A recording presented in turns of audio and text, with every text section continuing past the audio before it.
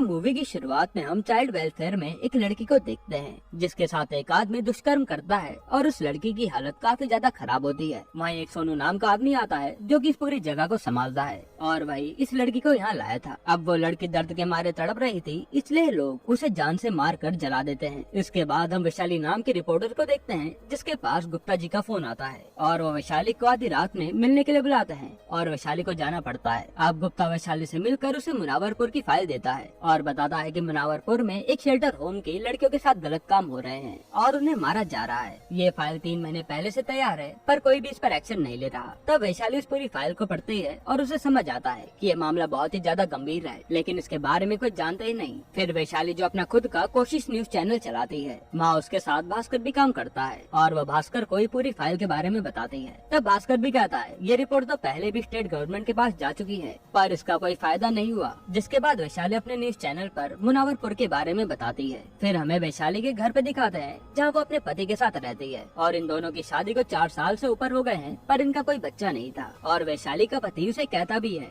कि तुम ये काम छोड़ो तो हम बच्चे के लिए ट्राई करें, पर वैशाली को तो अपने पैरों पर खड़ा होना था और वो इसके लिए मना कर देती है। अब अगले दिन वैशाली भास्कर के साथ मुनावरपुर के चाइल्ड वेलफेयर जाती है तहकीकात करने के लिए और वहाँ वो फोटोज खींचने लगती है। तभी वहाँ सोनू आता है और कहता है कि तुम यहाँ की फोटोज नहीं ले सकती क्योंकि ये एक प्राइवेट एरिया है। तब ये दोनों वहाँ से चुपचाप चले जाते हैं क्योंकि सोनू के बर्ताव से वैशाली समझ गई थी कि वो किस टाइप का आदमी होगा। इसके बाद वैशाली और भास्कर वहाँ की वेलफेयर कमेटी पहुँचते हैं जहाँ वो मुनावरपुर की लड़कियों के बारे में बात करते हैं, पर वो आदमी तो पहले उन्हीं से मिला हुआ था तो वो मदद करने से मना कर देता है और कहता है कि तुम भी इस मामले से दूर ही रहो, वही अच्छा है तुम्हारे लिए। इसके बाद वैशाली का पति जो पोस्ट ऑफिस में काम करता है उस पे किसी बंसी साहू का फोन आता है कि वैशाली को कहना कि उसके शेल्टर होम के पास गलती से भी ना आए वरना उसके लिए अच्छा नहीं होगा। अब वैशाली घर आती है तो वहाँ वैशाली का पति उसे खूब डांटता है कि तुम आज इस रिपोर्टर का काम छोड़ दो क्योंकि यहाँ तो जान का सवाल है, पर वैशाली तो उसकी एक भी नहीं सुनती। इसके अगले दिन वैशाली के ऑफिस में गुप्ता आता है और वो बताता है कि ये बंसी साहू कोई आम आदमी नहीं है, वो बहुत ही पावरफुल आदमी है जिसकी कई बड़े बड़े नेता तक पहचान है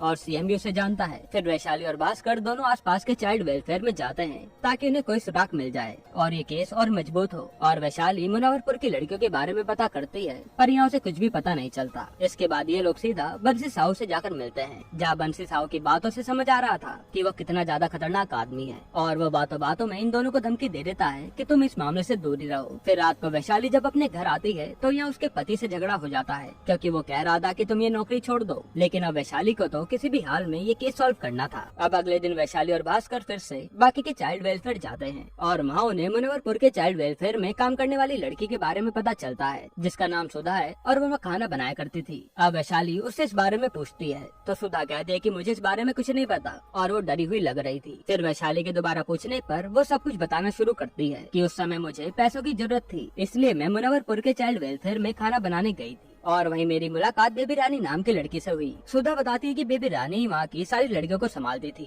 फिर सुधा जैसे ही अंदर के कमरे में गई तो वो देखकर हैरान हो गई कि एक ही कमरे में कितनी सारी लड़कियां रह रही हैं और उन्हें देखकर लग रहा था कि वो किसी प्रॉब्लम में है। अब सुधा सबके लिए खाना बनाने में लग जाती है तभी वहाँ पर एक लड़की आती है जो सुधा से कहती है कि तुम जल्द से जल्द यहाँ से निकल जाओ वरना ये लोग तुम्हें भी मार डालेंगे। उसी समय वहाँ पर बेबी रानी आती है और वो उस लड़की को बुरी तरह से पीट कर भगा देती है, जिसके बाद सुधा समझ जाती है कि यहाँ सच में कोई गड़बड़ है। अब रात को सुधा की आँख खुलती है तो उसे बाहर कुछ आवाजें आ रही थी और वो जाकर देखते तो वहाँ आदमी कुछ लड़कियों को अपने कंधे पर उठाकर ले जा रहे हैं। फिर सुधा उनका पीछा कर बाहर तक आती है और देखती है कि वो लोग तो कार में लड़कियों की लाश रख रहे हैं, जो देखकर सुधा की हालत खराब हो जाती है। इसके बाद वो जब उन लड़कियों के कमरे में देखती है तो वहाँ बेबी रानी उन लड़कियों का ही शोषण कर रही थी। फिर सुधा को ऊपर से आवाज आती है और वो देखती है कि वहाँ तो चाइल्ड वेलफेयर कमेटी का अध्यक्ष भी है जो कि एक लड़की के साथ दुष्कर्म कर रहा था। तभी सुधा को वही लड़की मिलती है जिसे पहले भी मिली थी और वो सुधा को यहाँ से मौका मिलते ही भाग जाने के लिए कहती है। अब अगली सुबह वहाँ पर बंसी साहू आता है अपनी सोसाइटी को देखने के लिए और वहाँ पर उसे सुधा मिलती है। अब उससे मिलकर सुधा समझ जाती है कि मेरा भी हाल यही करेगा, इसलिए मौका मिलते ही रात को सुधा वहाँ से निकल जाती है ताकि वो मरने से बच जाए। अब सुधा की ये पूरी स्टोरी सुनने के बाद वैशाली को बहुत बुरा लगता है कि इन लड़कियों को क्या क्या सहना पड़ रहा है और वो सोचने में लग जाती है कि वो मुनावरपुर की लड़कियों को कैसे बचा सकती है। अब अगले दिन वैशाली के घर पर उसकी नंद और हस्बैंड आते हैं जो वैशाली से कहते हैं कि आप ये काम छोड़ क्यों नहीं देती। तब वैशाली को गुस्सा आता है और वो उन दोनों को ही सुना देती है है कि तुम अपने छोटे मोटे काम में ही लगे रहो और वकील हो तो वकील बनकर रहो, मुझे मत सिखाओ कि मुझे क्या करना चाहिए। और वो दोनों चुप हो जाते हैं। अब अगले दिन सोनू बंसी को आकर बताता है कि हमारे खिलाफ किसी ने पीआई फाइल करी है और बंसी ये सुनकर चौंक जाता है। फिर बंसी तुरंत वहाँ के मंत्री पर जाता है और बताता है कि हम पर किसी ने पीआई फाइल की है, जिसमें सिर्फ बंसी साहू नहीं बल्कि सारे ही लोग फंसेंगे। इसलिए वो कहता है कि इस केस को कैसे भी करके दबा दो। इसके बाद बंसी सोनू से कहता है कि ये पीआई फाइल करने वाले का पता लगाओ। तो सोनू कहता है कि मुझे तो वैशाली के ही नंद के पति पर शक हो रहा है, क्योंकि वो वकील है और उसने पीआई डाली होगी। अब अगले दिन हॉस्पिटल में वैशाली अपनी नंद से आकर मिलती है, जहाँ वैशाली को उसकी नंद बताती है कि उसके पति को सोनू ने बड़ी बुरी तरह से मारा है। यह सुनते वैशाली सोनू के खिलाफ एफआईआर दर्ज कराने जाती है, लेकिन यहाँ पुलिस वाले एफआईआर ही लिखने से मना कर देते हैं। अब वैशाली जब अपनी नंद के पति से मिलती है तो वो वैशाली पर ही भड़क जाता है कि मैंने तो कोई पीआई नहीं डाली और मुझे तो फालतू में मारा गया। जो सुनकर वैशाली बाहर आती है और वहाँ उसका पति खड़ा था और वो वैशाली को उसकी इस जंग में सपोर्ट भी करता है और वैशाली भी खुश होती है। इसके बाद अपने पति से ही वैशाली एक वीडियो रिकॉर्ड करवाती है, जिसमें वो सब बता देती है कि सोनू ने क्या क्या किया है और पुलिस वाले एफआईआर तक नहीं लिख रहे हैं। फिर अगले दिन वैशाली शहर की नई एसएसपी जसमीत कौर से मिलने जाती है और ये काफी ईमानदार ऑफिसर हैं। अब वैशाली उन्हें फाइल देती है, जिसे देखने के बाद वो कहती हैं कि जब तक मुझे ऊपर से ऑर्डर नहीं मिलेंगे मैं कुछ नहीं कर पाऊंगी। फिर वो एसएसपी अपने सीनियर से फाइल के बारे में बात करती है, पर उसे इस पर कोई कार्रवाई करने की परमिशन नहीं मिलती, क्योंकि इस मामले में बड़े बड़े लोगों के नाम शामिल थे। लेकिन इसके बावजूद वो एसएसपी सोनू को अरेस्ट करने के लिए कांस्टेबल भेज देती है, पर यहाँ बंसी साहू उन्हें वापस भगा देता है। इसके बाद एसएसपी वैशाली को बुलाती है और कहती है